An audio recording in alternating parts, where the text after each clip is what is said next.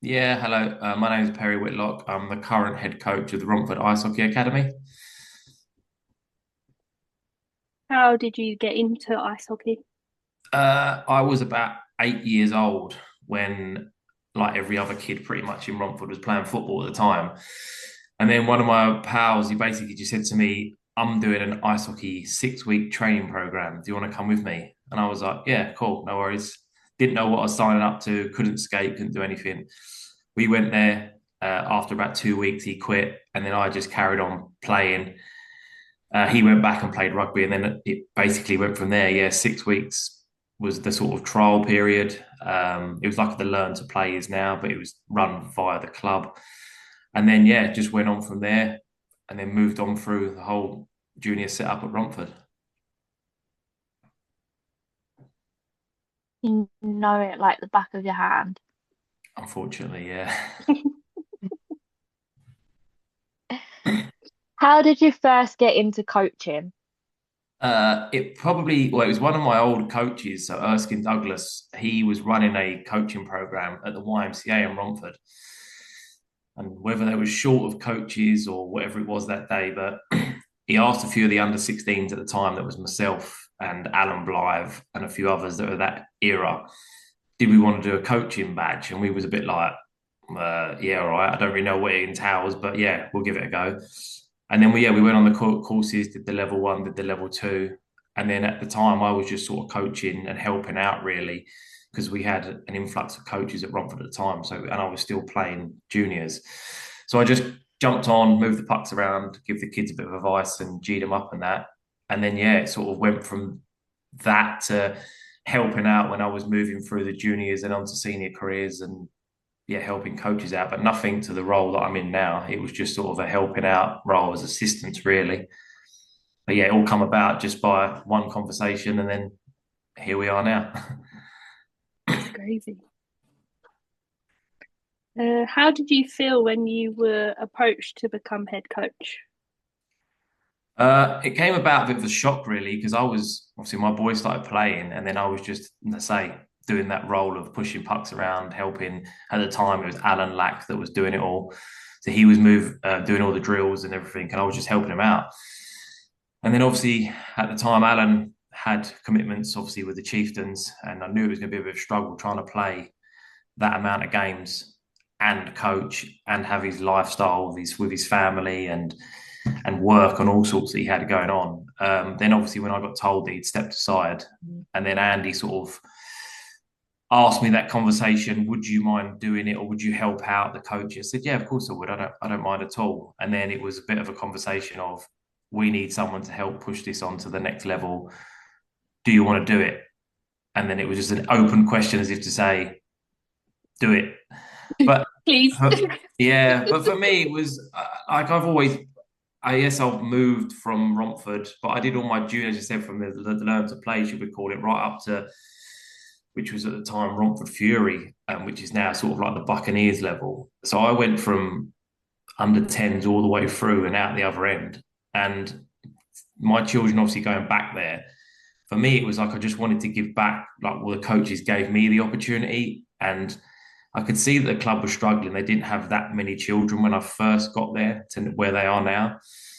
And it just sort of upset me a little bit to see that the club was where they were. And I just wanted to push them back to the winning ways that I know they can be and sort of competing with the top teams in the country like we always was. And that's still my goal to this day is to get teams to the nationals, get the Romford Junior Academy back on the map because they seem to be off it for a little while. Yeah, Yeah, no. little bit of a bump in the road. Yeah, we'll get there. Yeah. What does it mean to be a part of the Romford coaching team? For me, it's obviously when I first got there, it was a little pool of people. Some of the people that were still there bless them, when I was juniors, are now still coaching. The Bob Owen, the Jeff Taylor was still there. The same ethos that they had back then. Just to give the work rate, and you'll get out of it what you're going to get out of it. But now it's grown. We seem to have a hell of a lot of people that are jumping on board. They want to do their coaching badges. They want to help out. They all want to. We're all pulling in the right direction, which is great to see. So for me to have that core team around me is brilliant for all age groups from bottom to top that we've got that. So to be part of this coaching team, I think is brilliant that we've got. I What love would that. you what would you say is your coaching style? For me, it just sort of varies really because I'm on the ice from 10s up to 19s. You sort of have to change it to how they are. So with the under 10s and 12s and even the 14s, you just got to be this coach that's fun, firm, and you just need to let them have fun because at the end of the day, that's what it is. You know what I mean? It's not they're not getting paid to do it. They're not they want to go there because they enjoy it. So some kids, it's their break from life. They just want to go there and get away from it all and have fun.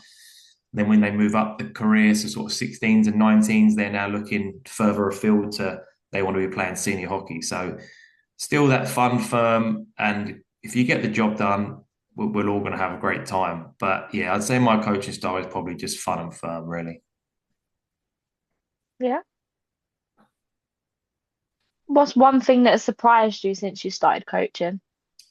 I think that it's time, the amount of time that I spend writing on a bit of paper for training plans, game plans, people that have dropped out of training, or we've got to backfill it with players and games. And it's just the immense amount of time and effort that goes into it is crazy. I mean, when I was playing, you literally just turned up, got ready, got on the ice, got off, went home. I didn't realize the amount of effort that goes into organizing coaches, making sure you've got pucks, making sure you've got refs, the games, it's just a minefield. So for me, it's that side of it, like the logistics side of it is wow, we've got so much going on. Yeah, no, it is a lot. Yeah. A lot of paperwork. Yeah. How do you keep players motivated during tough games? For me, I think it'd be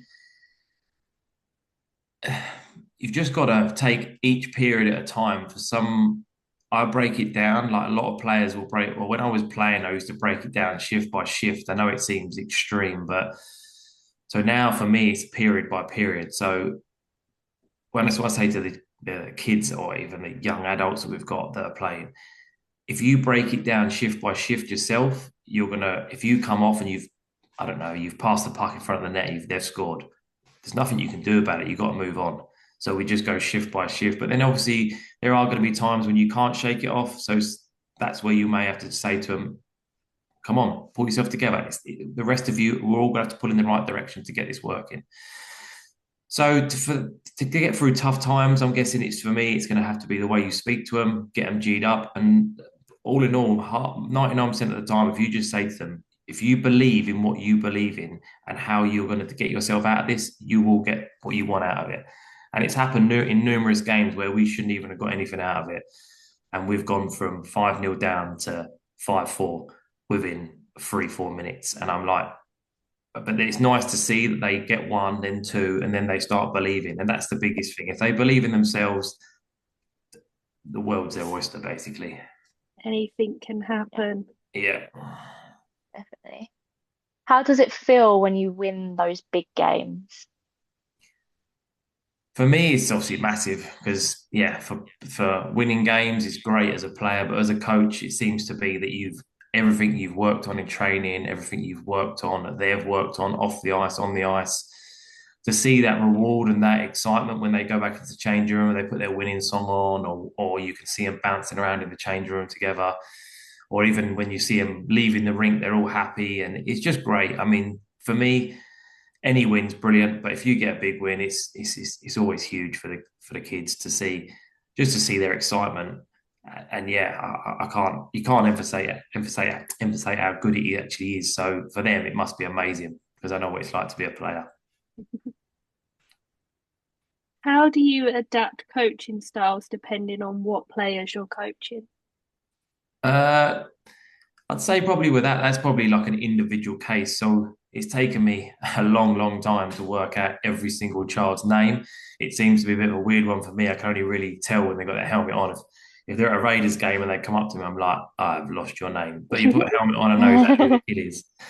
But each child is different. So a lot of children like to just be praised like we all do. Then when you go up the age groups, some still like a quiet word in their ear, others a firm but fair comment. I mean, when I was playing, I was one of them. I'd rather you just shout at me and tell me what I've done wrong, then I know I've done wrong.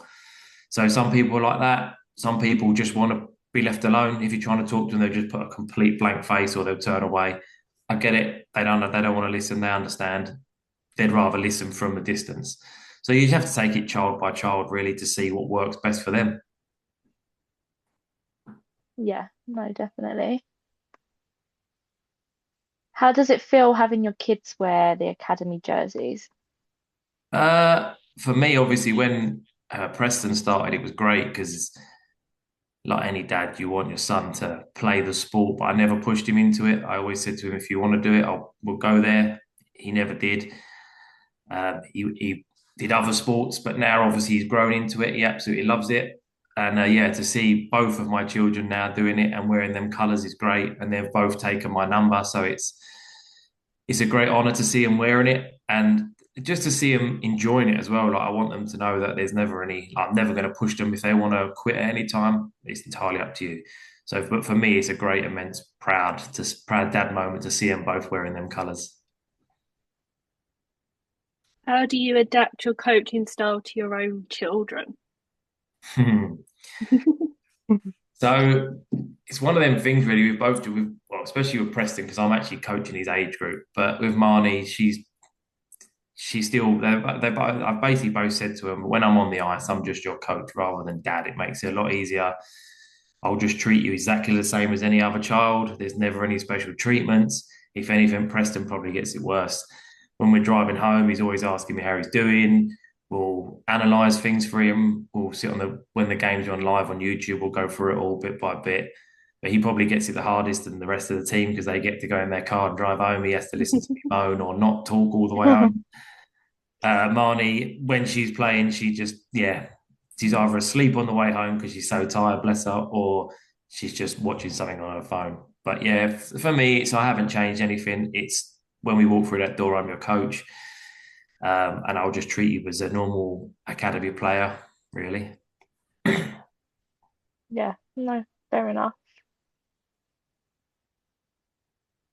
How does it feel when players, including your own, get selected to different advanced programs nationally? Yeah, it's a very good question because we've got quite a few people that I'm guessing probably, I think it's about five now that are now selected or being in trials or away with England camps at the minute or going to be very soon. So it's obviously when I first got there, it was when I asked this question, like, why is no one here? Why is no one on the British select team? Why is no one going for this trial? I don't know if it was because they just was sort of, as I said to you before, like off the map. It's great now to see that these people are actually noticing Romford as an academy that actually we can produce good players that can cut it at the high level. And that's all I want really is for the kids to get the most out of the game as possible because you can see the actual determination in their eyes that they're putting in so much work on and off the ice. Why do they not deserve it like any other child just because they're what club they're at? Just because we're at Romford and we don't turn out 25, 30 elite players every week. Why can they not have that shot? So for me, it's immensely proud because, and it's also a great thing because hopefully they'd go away to different camps, trials, and see how professional other teams are and how much that they want it in them camps. They bring it back and sort of try and instill it into their age groups. No, definitely. They learn a lot when they go Yeah, to them massively. camps. Yeah. How important is it for players to do off-ice training? So this is a massive one for me. So I think it's huge because we only really get each age group probably get about 2, maybe 3 hours of ice time a week, which is probably quite a lot to some academies, but not a lot to other academies. But if you can do that off the ice, if you could do 3 hours off the ice as well as 3 hours on, you're getting 6 hours worth of hockey training a week, which is going to immensely bring you on. So with my age group, every Monday we we try and do something off ice, whether it just be conditioning, even down to something like balancing. We've gone over game analysis. We've just had a chat to make sure everybody's okay mentally. No one's got any issues on and off the ice. Because at the end of the day, as I said to them, you're all like a little family, really. So if you can all work together off the ice, and when you get on the ice, you can all know how each other work, how where get what. Even that when we went back, you said, well, how do I get people to get the big wins, and how do they get through tough times? So if I can do it and they can see it as the players, they'll be able to work through it. But off ice is a great thing because it's not just stick handling and shooting a puck in a goal. I mean, we had obviously when Sean Miller was here, he did a few off ice videos that he sent to me. I then sent it out to all the kids, and then it's nice to see. You see a few of them that, oh, I did that last week, or I did this last week.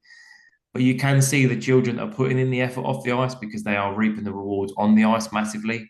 Even when some people say, oh, I've started going to the gym, or I'm going out for a run, or anything. So to me, I think off ice is probably more important than on ice, if I'm honest. So I think it's a great thing. Yeah, no, definitely. What's one thing players often forget when playing hockey? That it's all fun. A lot of people get very, very hit up on. We've all been there. I've been there. I'm still there now as a coach. Yes, I understand. We all want to win. We all want to do this. We all want to get everything out of the game. I get that. But at the end of the day, it needs to be fun. If you're not having fun, then there's no point being there. So for me, and I'd like to say all of the kids that are there, that at the end of the day, it is a hobby until you move on and then you're getting paid for it. But even then, we're all still only in this game because we love it. So for me, it's a huge thing. You need to have fun. Definitely. What's one thing you expect from your players? So one thing that I only ask for, that you can ask them, they'll tell you the same thing, is effort. So as I say to them, I won't care if you're the best player in the world or the worst player in the world. If you're going to give me 110% effort every time you're on that ice, your name will be first on that game sheet. There's probably every coach up and down the country that if you've got a child or an adult or anyone in your team that's willing to give 100% every single time they're on that ice, for me, that's a huge thing. So the one thing for me is just effort. And the thing is, you can't buy it. You can't.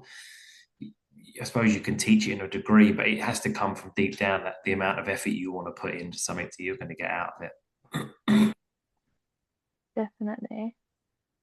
What makes Romford special to play at? For me, I think it's because it's where it all started. So the old rink wasn't the nicest, as nice as the one we've got now, but it was our home. People hated it because it had the old nets. You could hear every single word that people were saying to you when you were skating around. It's a bit of a fortress, really. But now, obviously, we've got this nice, brand new, shiny rink, which probably most rinks up and down the country are jealous of.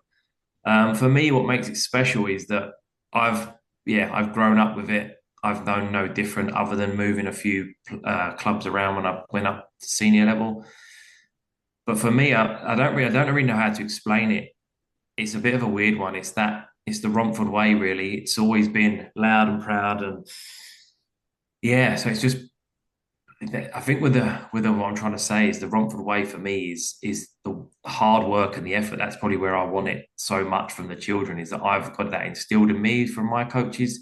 We might not be the best, we might not be able to get this, but you will get results out of everything if you just put 100% effort in the whole time you're in. Because I guarantee the second they drop to 60%, you'll dominate them. So for me, I think it's the special thing is because it's where it all started for me, and now I can go back and give back to what I was given the opportunity to do. I love that. What's your favourite memory from coaching at Romford? I think for my coaching now is probably when I was given my first age group, which is obviously the under 14s last season.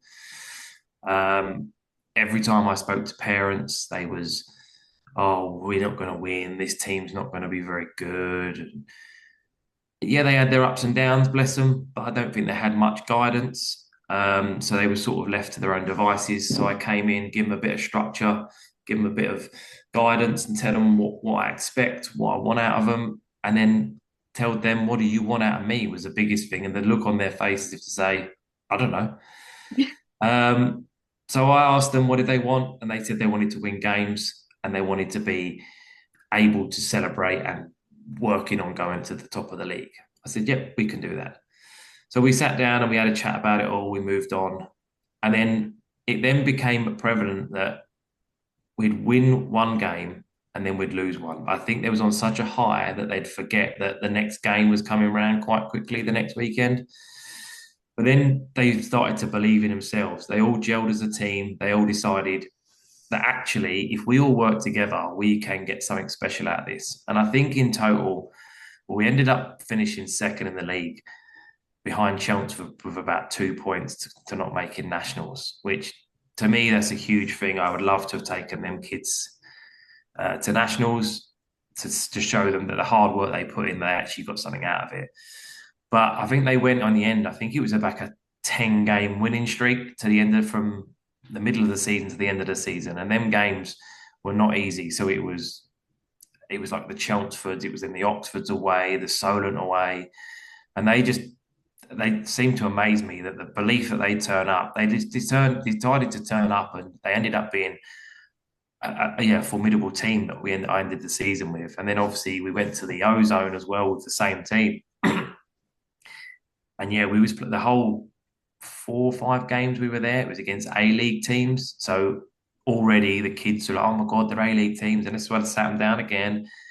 You've just got to put effort in. I guarantee if you put effort in, you'll get something out of this. I can't remember the results exactly, but I think we won one and then we lost one. And then we had to win the last game to then make the semi-finals, which we did.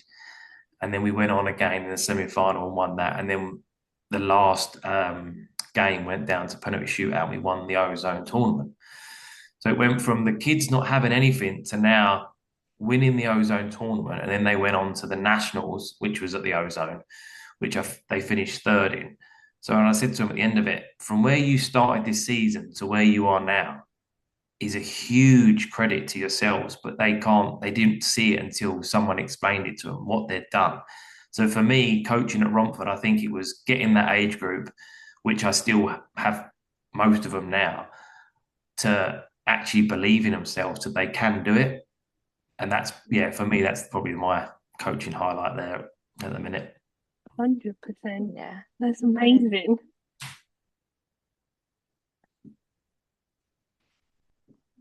Where were we? How does it feel knowing you're having a direct impact on Romford hockey?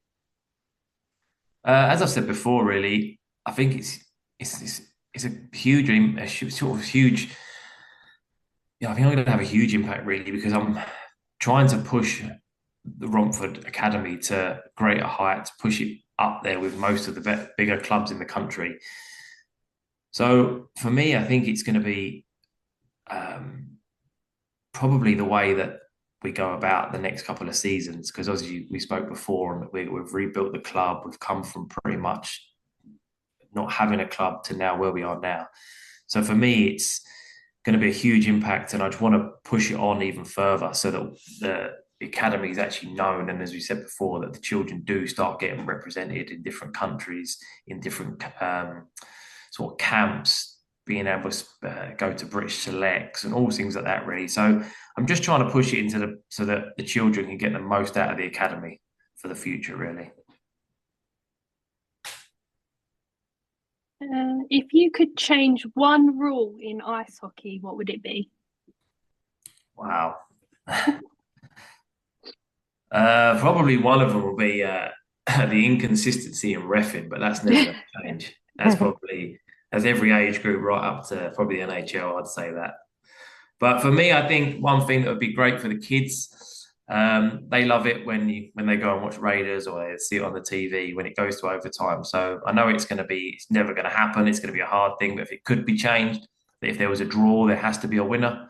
So for the kids to go overtime, I think for me, they would absolutely love that.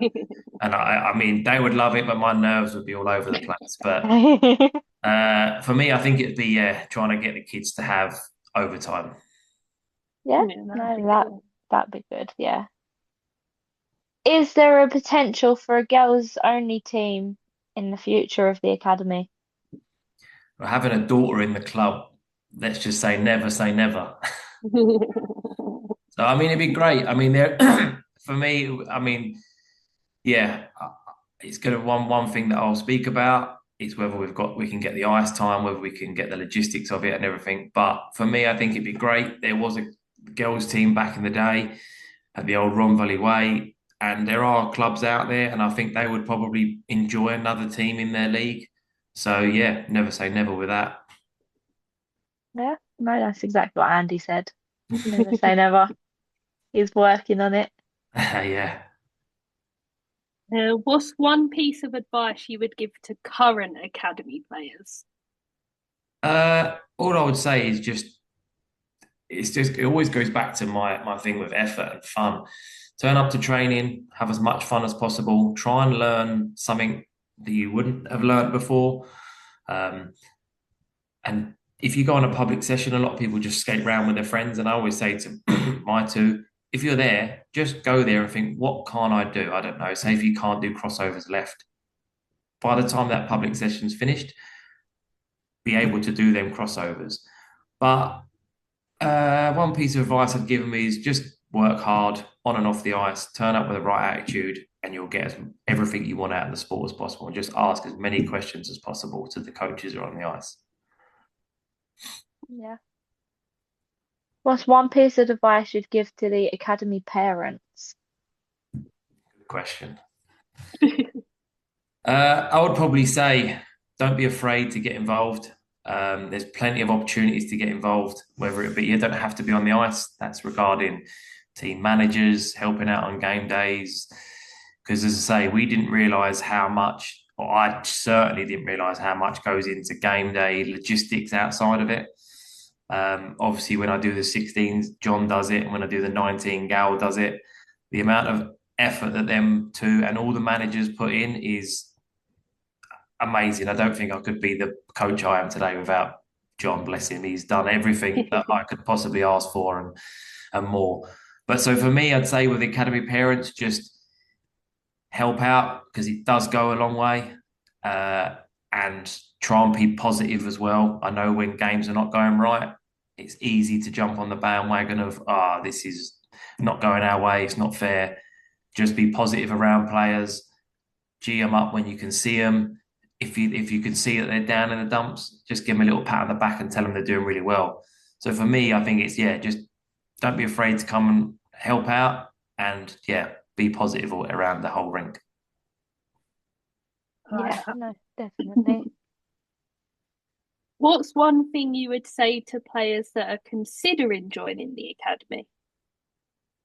So obviously we've had a few people that obviously if you've played before, by all means come down, have a look at our sessions, contact us if you want to come for a trial. If you haven't played before and you're getting the bug by watching the Winter Olympics, you can come down, have a look at our training still, by all means, come and talk to any of the coaches. I'll be there and Andy will be there. Any of the coaches staff will more than happily have a chat with you.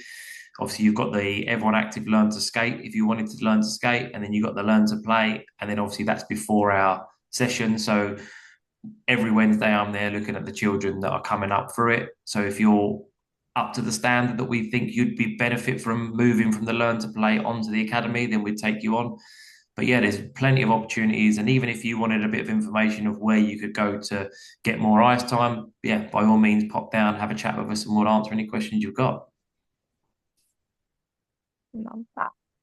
What's one message to the wider Romford ice hockey community? I think one thing would be if the Raiders or the Bucks haven't got a game, by all means, come down, cheer the children on. They love it when they've got a few more fans than just mum and dad sitting in the stands. There's been a few people that have come down when the kids are playing. They've been blowing their vuvuzelas. They love it. We've now obviously got the DJ involved, so they now have music. So it's quite a good atmosphere. And to be fair, some of the games that I've watched there from 10s up to 19s have been probably better some of the National League teams that I've seen. So if you're at a loose end, it's free. You haven't got to pay for it. Come down. If you're wanting to watch a game because you've got the bug and you can't make Sundays or Saturdays, by all means come down and have a look on our fixtures and come down and support the club and try and push us on. Yeah, because it goes through to May as well, doesn't it? Some of the fixtures. It Yeah, don't end with the Raiders and no, it Bucks. doesn't end. Yeah, I think my last game is pretty much the end of May, so we're touching June. But yeah, by all means, come down and support us. It'd be great to hear as much noise as possible. Definitely. We love that. And that is all of the questions. Thank you for some good answers. Hopefully, it encourages people to come and watch and players to come and join so we can get those 2 teams per age group that Andy wants. Yeah, if we can get that, that's the goal. So for me, it'd be huge as I say, from where I started to just about having enough for one an age group. If we can have two an age groups, you can have a development at that age group and an A league and a B and A league. That'd be great. That'd be huge for me. Absolutely. Fingers crossed we get there in the next couple of seasons. Yeah, we'll get there. As I say, we was on this rebuild. We knew that. I've spoke to other clubs up and down the country, and they've said you're probably further on than where we were. And I look at them now and think, wow, you're winning titles. You're moving in the right direction. So I know we're going in the right direction. I know it's baby steps, but we'll get there eventually. Baby steps are still steps. Exactly that. Still heading in the right direction. Yeah. Well, thank you for joining us and coming on. Thank you very much. You're welcome. Thank you for having me. No problem. And are there any games this weekend? Yeah, we got the Saturday, the 16s are away at Peterborough. And then I think the under 10s are at home. And then Sunday, the under 14s are at home to Solent. So that'll be a good game. That's pretty much third and second playing each other. So it's, getting to the business end of the season for them. I'll be there. Yeah. Yeah, I'll try and get to some of the other age groups. I'm normally at most of the 16. Yeah. Yeah, no, it's good to see everyone there. So it just helps them out as well. Even the older lot now, it's quite nice to see that when I was there the other day for the under 10s, most of the 14s turned up for the under 10s game cheering them on. So it's nice to see the senior lot or senior age groups looking at the new lot that are coming through. And it's just great to see that there's this little family that's being bonded together throughout the club. So everyone's cheering each other on, being positive and pushing them on, which is exactly what I want to see. Yeah, no, definitely. Right. We'll let you go. Thank you very much. No worries. Thank you very much. Thank you. We'll see you at the weekend. Yeah, I'll see you at the weekend at some rink anyway. Bye. See you later. See ya. Thank you. Bye. Bye.